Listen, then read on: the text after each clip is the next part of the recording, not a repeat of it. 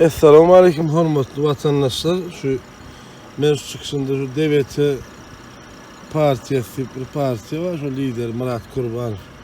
Sivil yönetimleri Murat Kurbanov. Şu ona bir miting etmeliydin sentyavrın 25'ine. İnnem 14. sentyavr diyen hem halk iş taşımalı protest miting etmeli da. O ne oluyor? Ülke 25 dedin 14 dedin. Bilim de sürüttü iş yapıyoruz. Bilim baralı. Ülke bar sen ödün var. Murat Kurbanov diyen ödün var. Bilim varcak baralı. Sen ne halk oldu itekle.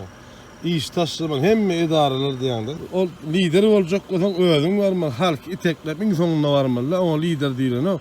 O in son kuyruk değil ya.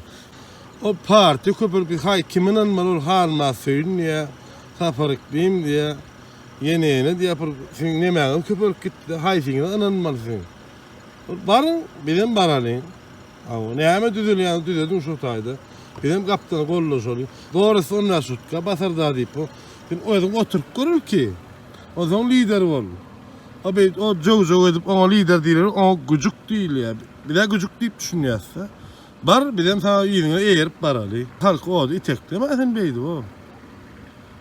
Az ediyen oylan şüvet.